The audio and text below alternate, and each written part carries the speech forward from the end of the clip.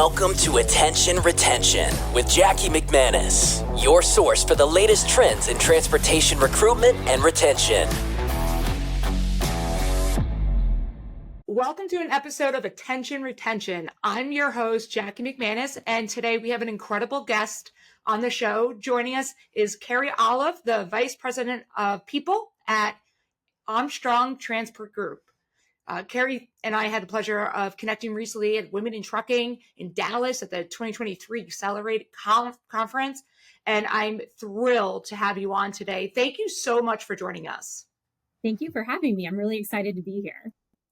Yeah, I mean, really, Armstrong Transport Group has really made a wave in the industry with tremendous growth year over year, while securing some incredible titles, top freight broker in 2023, alongside with top companies for women to work for in 2023 as well. And I think from an outsider point of view, what really stands out is the company's commitment to fostering a robust culture and paving career paths for its team members.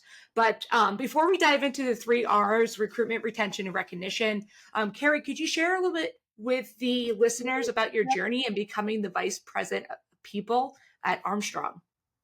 Yeah, absolutely. So I'm sure like a lot of people that end up in the logistics space, I had never worked in this space before.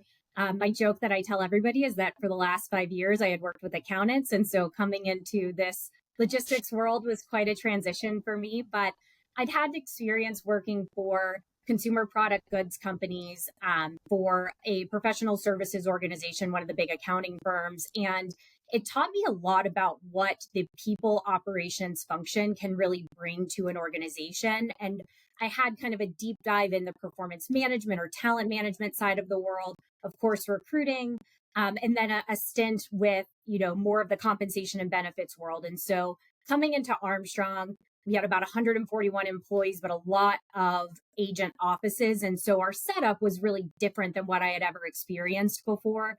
But our goal was really, how do we grow? What do we want this company to look like? How big do we want to be? Where do we have offices? All of those fun things. And so really taking all the pieces of my background into a really new, exciting role where I got to build something. And for me, that's a big focus on talent development, on career paths, keeping people engaged. How do you keep people engaged? What does employee engagement look like? How do I replicate that against, in other offices and other locations, across different,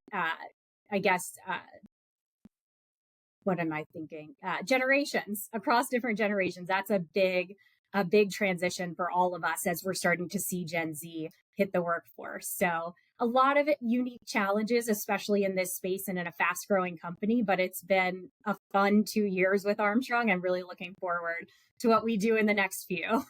Yeah, I'm sure. And one piece I want to touch on is the different generations, right? If you think about it, we're really recruiting and advertising not only to folks in the industry, but folks like yourself and me, where I didn't grow up in traditionally a trucking family. I started working in the industry in 2007, 2008, and I got the bug, right? And so 16, 17 years later, I'm still here, but it really is not only recruiting within our industry, but it's recruiting outside of our industry to bring folks inside. And we have those 5 generations that we're recruiting to. So they all think differently, they respond differently, they communicate differently. They also have different benefits that they are more interested in. And so being the VP of People definitely has a slew of challenges when you're looking at the 5 different generations that we are all targeting right now, again, within our industry and then outside our industry to bring more folks into this space. So it's definitely exciting, as I can imagine, to be in your role for the past 2 years and with a company that's growing. And really, from what I understand, leadership gets it and understands that, we need to foster growth and build people to nurture them. But I want to dive into the 3 R's because we're going to get into the recruiting and the recognition and the retention. But let's start with the first R, which is recruitment strategies. One thing you mentioned, Armstrong has experienced significant growth, which we all know can only be done with hiring and attracting the right talent. What are the most successful approaches from your seat to attracting and recruiting top talent?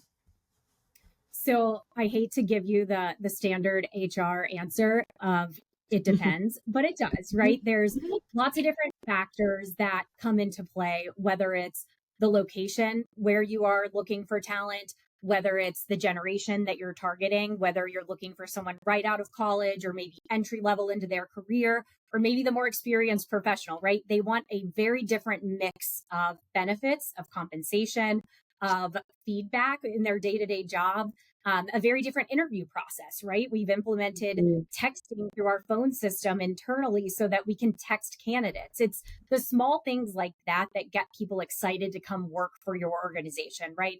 The text thing seems like something super simple, but I can tell you for those Gen Z candidates that just want to schedule something through text really quickly, that makes all the difference in the world versus trying to pick up the phone and call them. And they're like, who's calling me? I'm not answering this. That's crazy, right? Exactly. So you have to approach almost every role and every situation differently. In our Boise office, we have had such great success partnering with the local university. We're right next to Boise State. We've had a phenomenal growth opportunity there because we've identified this talent pool that is completely untapped in this industry, right?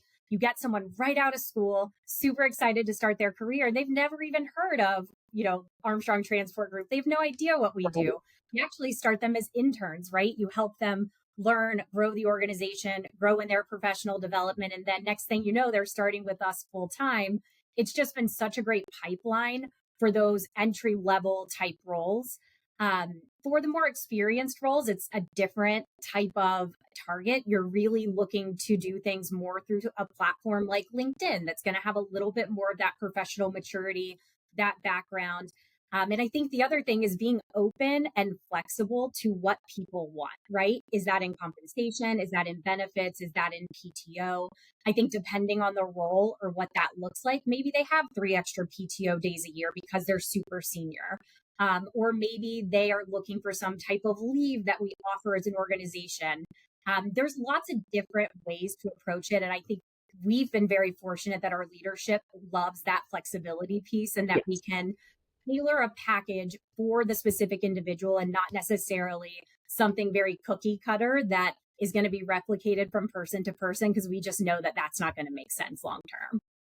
Yeah, and that's outstanding, right? Because from an industry that has traditionally been, very much this is the way we've been doing it, so why change something that's not broken type mentality. One silver lining through COVID that I found is that our industry really adopted technology in a different way. So something as simple as texting, yes, it may seem simple, right?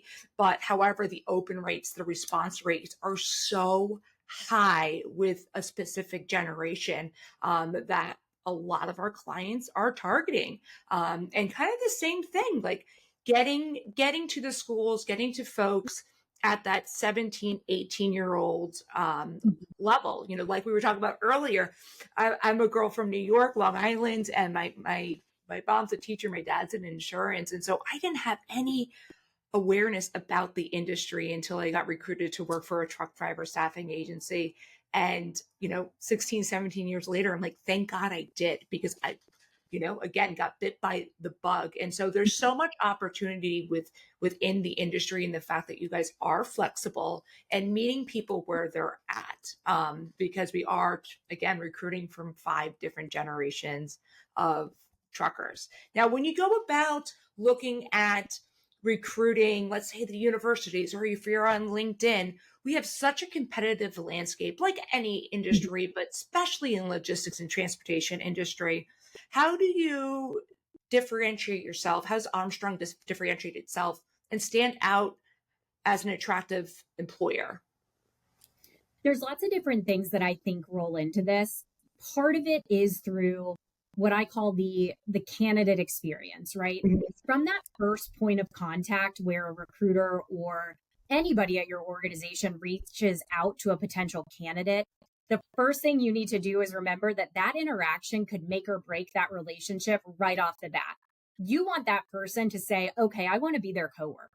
I want to work with that person or these people that I meet through this interview process. And that to me is one of the most important pieces of all of this, because if you are responsive, if your team is responsive, if you go into an interview prepared to talk to that specific individual about their specific background, education, whatever it may be, knowing that they have an instant connection to the person or the people that they're talking to will make them much more likely to accept that offer when it comes their way. We've also had a couple of things that have rolled out recently around parenting leave. That was not something that we had prior to 2020. And so to me, as we're starting to attract all of these different generations that all have these different needs, parenting leave is something that's a very hot topic in the whole HR industry right now. What does that look like for us? And so, we put pen to paper and we outlined what makes sense for our organization. How can we support new parents, whether they're having a baby, fostering, adopting, all of those things that fall into what a new parent really is. And we said, okay, this is something that's important to our people and our organization. We've got to roll it out. We've also done a focus on tuition reimbursement. So now we are helping support that higher education. So if you're looking to get a bachelor's degree or a master's degree into something that is relevant to your specific role, we provide tuition assistance to help you get there. So it's some of these types of benefits that you're seeing become more and more important to various people entering the workforce, no matter what stage of life that they're in. And to us, that's been kind of a cool enhancement to our already really good benefit package, leave process, all of that. And so really, it's just another way for us to say, okay, we want you and we're listening to what you say. We do employee engagement surveys twice a year. We like to make sure we're keeping pace with what market trends are and what's going on with our individual people at various locations. And it's been a really big success for us to start rolling out some of these programs to entice people to come on board and then keep them here once they're here.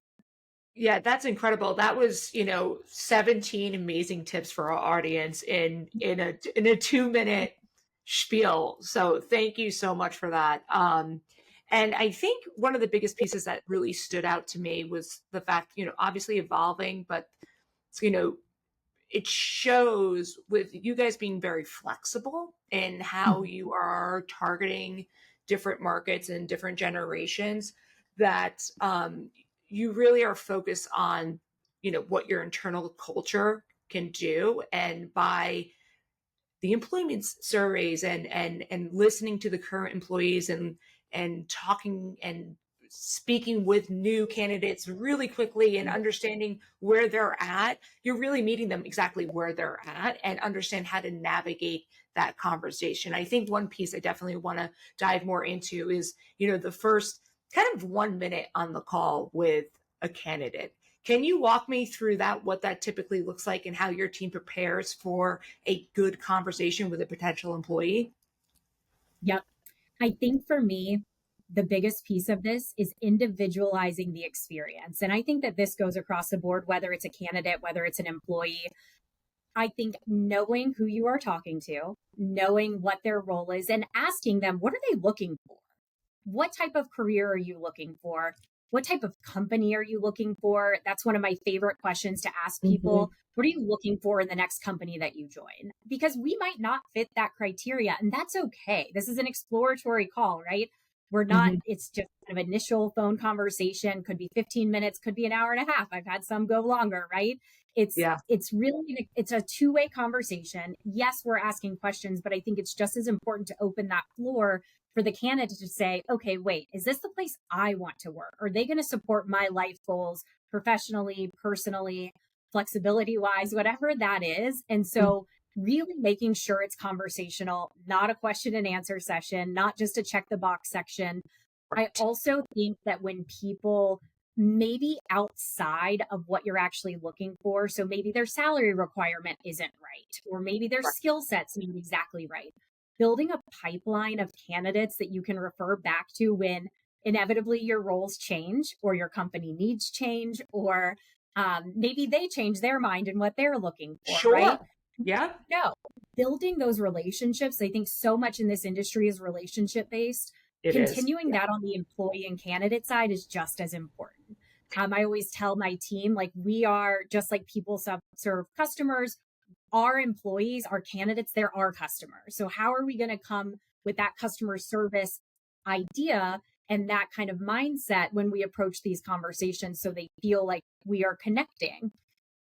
That's absolutely true. And I love what you said about the pipeline and keeping that pipeline full. That's a big piece that we talk about with a lot of our clients because as you know, it is expensive to advertise in today's marketplace. And hate to be the bearer of bad news, but that's only going to increase with inflation over time, right? And so there's so many clients that have been advertising, they've been around for 40 years, right? They may have not had an ATS system for 40 years, but maybe let's call it for the last 10 years.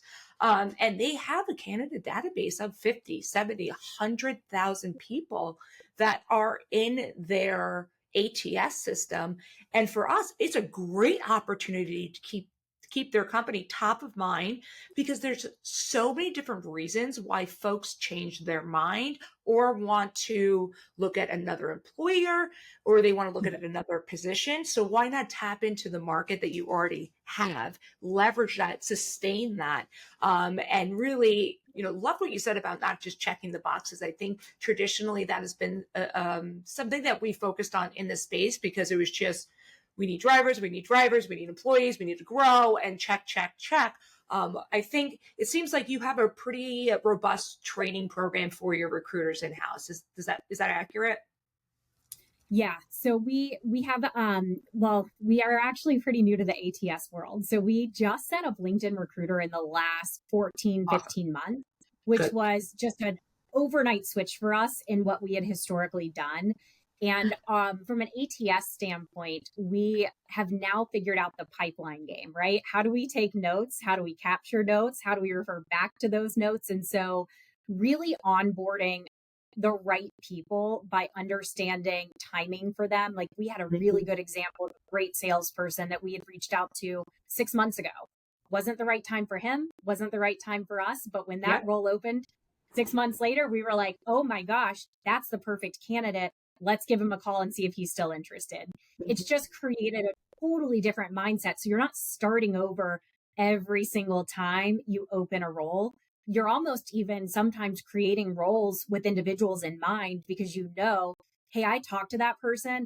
They're going to be a really good fit for this gap that we have in our organization. Let's see if we can bring them on board to help fill and grow because we know they're going to be really great here.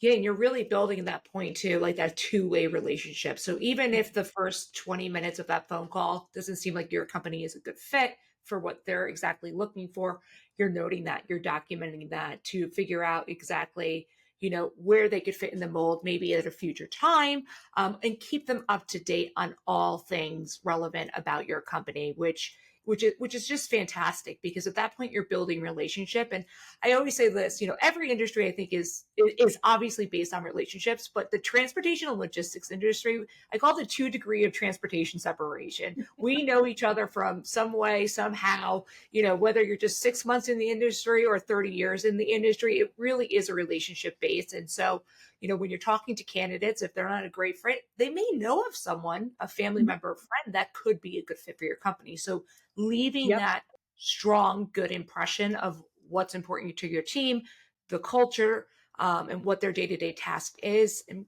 whether or not they meet it. Okay, great. If not, we're going to put them into this funnel over here and nurture them.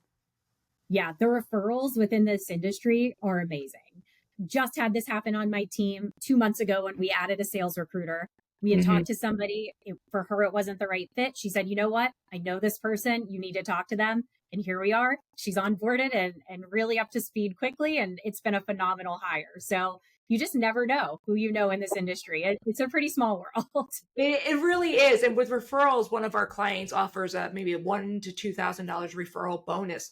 There's one driver that they have out of New Jersey, I believe he is. He made this past year, it was like 62,000 in referrals alone. Wow. Plus his salary, what he's doing for their company. So he's doing something right. But it's really exciting to see that as well. And we talked about the two-way relationship. So I want to dive into retention. We talked about attracting, targeting folks, meeting them where they're at. Can you discuss with us, Armstrong really clearly has a strong commitment to culture. It's evident in anything that you see from an outsider point of view. Can you discuss your unique employee engagement programs and initiatives that have contributed to retaining your current workforce? Yeah, no, absolutely. I think engagement surveys are my number one tool in my toolbox, right? Yeah. Getting that survey in front of your people. And then once you roll that survey out, actually taking action on those recommendations that your population is giving you, right? What do they want to see? Where are they feeling like there are gaps within our overall organization, our strategy? What can we do better? And also, what are we doing well? I want to keep doing those things that are good things, right? I don't want that to kind of fall off to the wayside because we're trying to always come up with something new. I want to make sure we are at least maintaining what we have that people are enjoying and things that they like. I think for us, from what I have seen, our employee engagement mindset has shifted.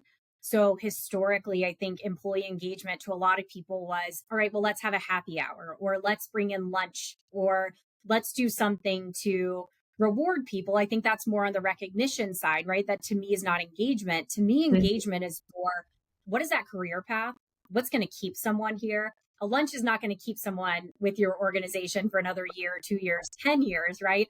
To me, the engagement piece is, do they feel connected to their role, to their team, to their long-term career path? Do they feel like we are investing in them? And so we've had a lot of really great resources that we've been able to implement when it comes to things like training and development. So we just implemented LinkedIn Learning. That was a massive investment for us.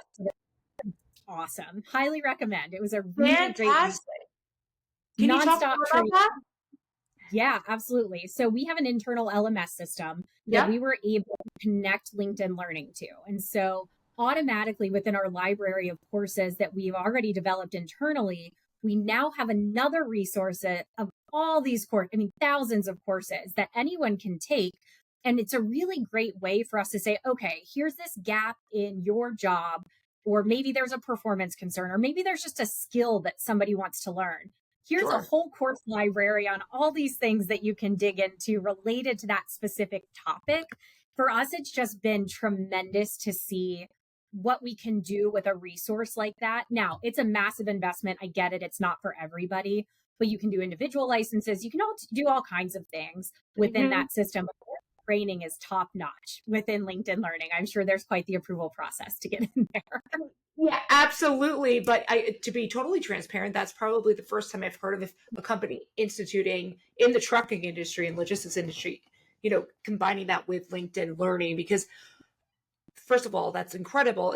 And secondly, when we're looking at the next generation, what's most important to them is, again, not the sandwich on Fridays or the cup of coffee with donuts.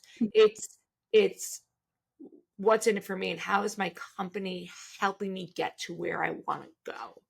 And by providing those types of resources and constantly in communication of, this is where you're at now, where do you want to be in 5 years? Let's see if our company can help you get there. And by the way, here's a whole library of resources based off of where we think would be a good fit for you to review.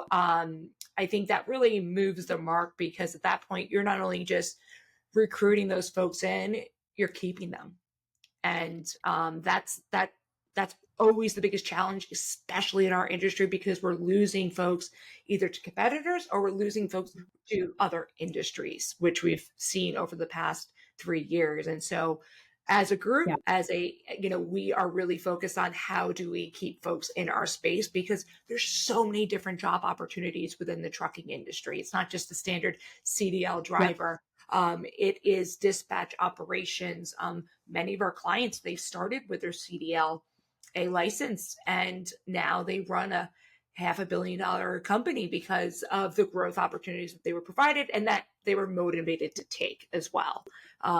So I think that that's incredible that Armstrong really is taking that initiative really, really seriously, and promoting that from within. And one thing that you said about, understanding where our people want to be, right? Where do they want to go in their career? We are rolling out right now internally a whole kind of sense of ownership shift, right? Historically, what we have seen is that managers are telling their employees where they're going to go. They're saying, okay, you are in this role. Here's your next job. Here's your next promotion. Here's what that looks like. We want to shift that. We want our employees to tell us, where do they want to go? We don't know. I'm not in their head 24/7. Maybe they want to shift into another department. Maybe they want to try something else. Maybe they don't want to be in this industry, although I don't think anyone ever leaves. So I'm sure that's not. It's a fact.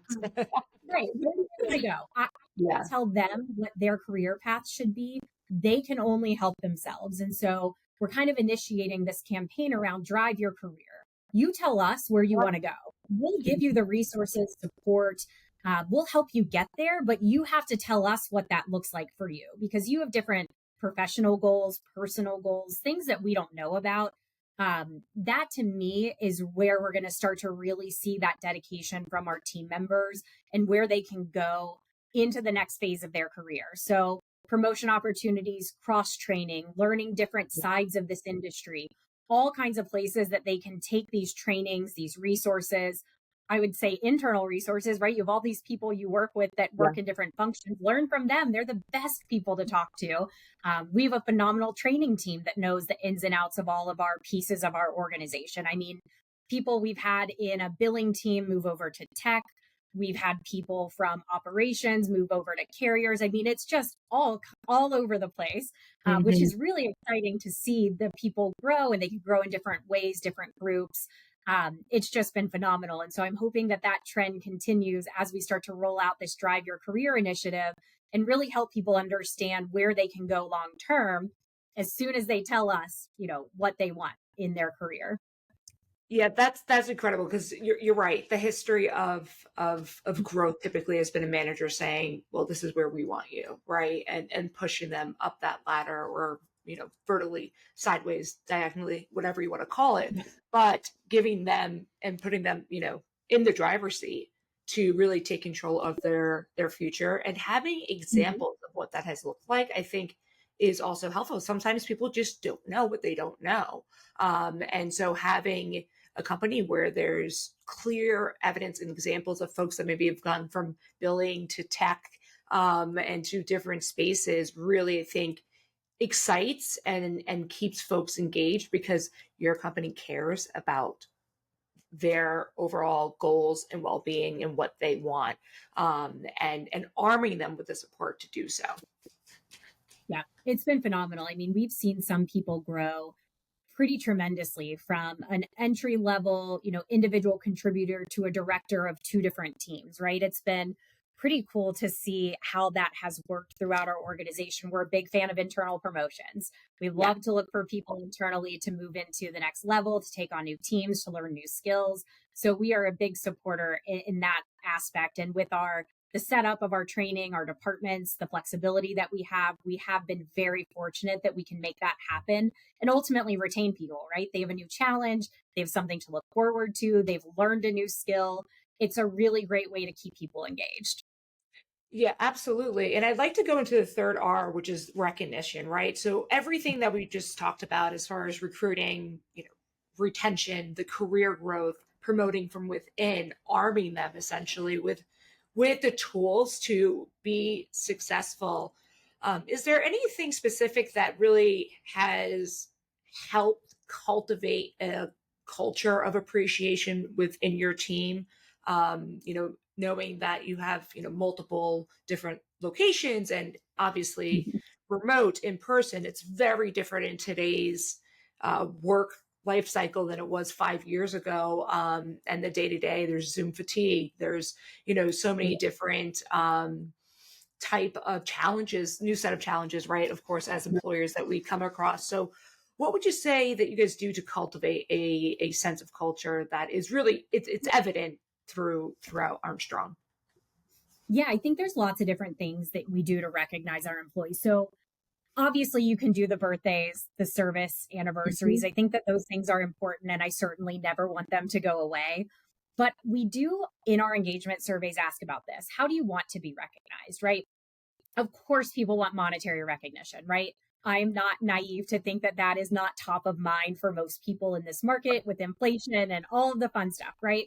So putting that aside, what are other things that you can do to recognize people? I think from what I have gathered in all of the data that we have collected over the last 24 months or so that I've been here, a lot of it is really simple to implement. It's a thank you. It's a public thank you. It's a recognition of somebody doing a really great job. And maybe it's coming from a different leader than the one that they typically roll into or report to, right? A leader from another function coming to somebody to say, hey, you did a great job on this. I heard about it. That just lights people up. They get so excited to know that what they've contributed is being recognized across the organization, not just in their silo. We do things like a employee newsletter that we send out once a month where we have an employee spotlight. We recognize an employee from various locations. We kind of do a little bio on their background, their contributions to the organization as a way to say, hey, look, this person's been here for this amount of time. They've done a great job. We wanted to make sure that we highlighted those great things that they've done for us because we really appreciate everything that they contribute. We do town hall meetings. We've recently started, shouting out really big wins that we've had, a customer win, a project win, something that we've seen that, this person has gone above and beyond, or we've asked them to do this major lift that they typically don't do. And wow, we can't believe that they accomplished it in the short amount of time, right? It's those kinds of things where we want to make sure people understand the value that they provide to the organization, that others understand the value of that, and we appreciate everything that they do. Of course, there's other ways you can recognize through point systems and all of that fun stuff. And all of that to me is kind of more on the monetary side. Yeah. I think for us, how do we recognize people quickly and efficiently? Yeah. I can't tell you how many manager trainings I've done where people don't think to ask the question of their teams of how do you want to be recognized? Some people hate public recognition, right? They want to hide. They're like, I don't need anybody. Right. So as a new manager, the first thing you should do is say, okay, you're new to my team, fill out this 5-second questionnaire. What's your birthday?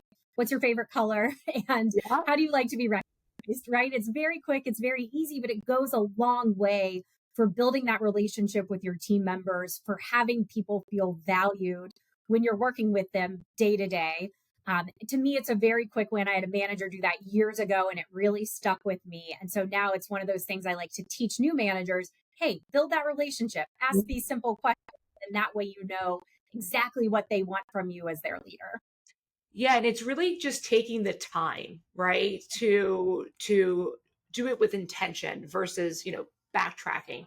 It's a lot easier and it's more well thought out, and you can execute better as a manager if you start your relationship with, these several questions, and have a roadmap of how you're going to treat each individual employee. It's actually really interesting. There was a study that was done on, I think, 500,000 drivers on the top 3 reasons why they stay with trucking companies. And believe it or not, number 1 was praise.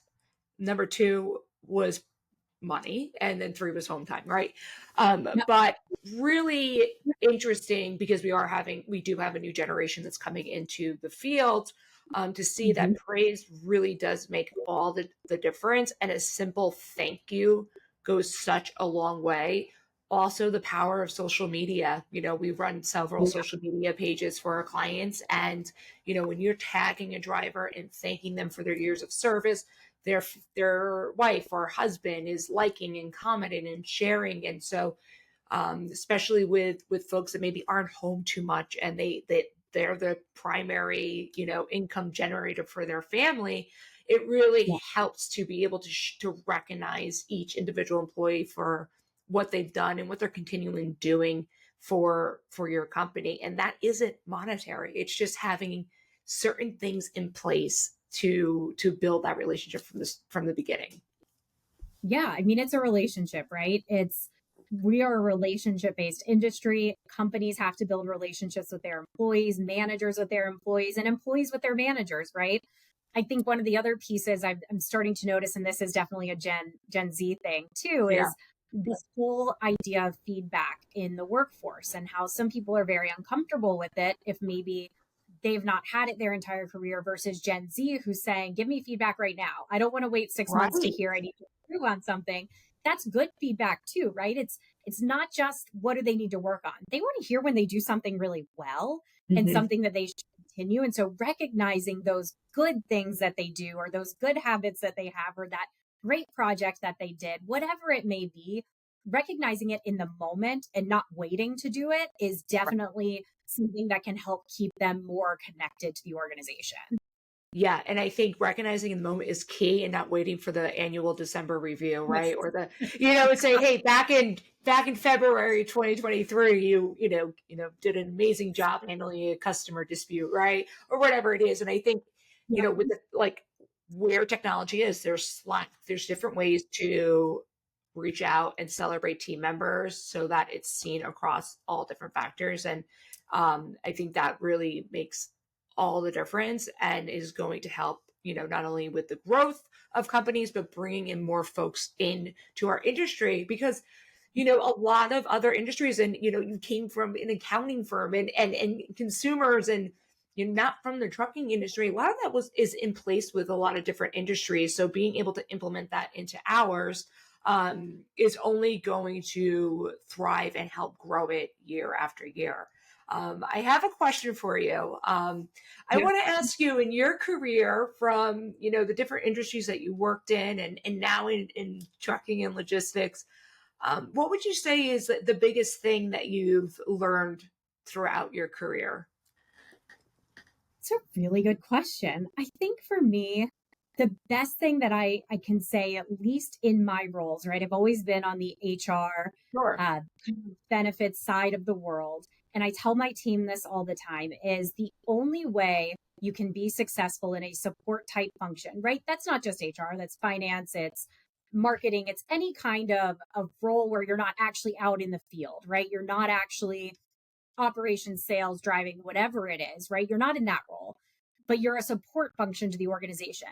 If you don't understand the business and what the business does, you will Mhm. never be successful in that world. It is so important that you understand what is the business dealing with? What are the market conditions? How do I partner with the business to support their growth efforts? How do I give them strategic advice? That to me has been the biggest game changer from a career trajectory perspective for me. And this was taught to me in my first role right out of school. It Lucky. was HR business partner, right? Be a business partner. You can't just sit and let people tell you what to do. You have to actively contribute to the conversation. And in order to do that, you better know what they do because otherwise they're not going to listen to you. Yeah, I couldn't agree with you more. It's so true. Everyone has, I think, their own opportunity to grow and accelerate. And, there's some companies like Armstrong that they're gonna, no pun intended, but arm you with success to get to that next level.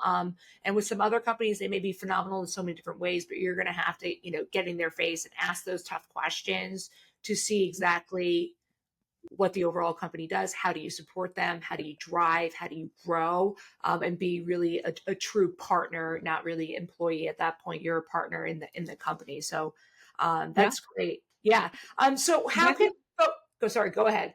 I was going to say, and that goes back to the relationships, right? It's all relationship based. If you build a That's it. relationship with your coworkers, your leaders, your team members, then it becomes more of a natural transition for you to partner with them versus, waiting for them to come to you. You kind of got to get in front of them, create that, Yes. connection. And then from there, it just tremendously helps you in your role.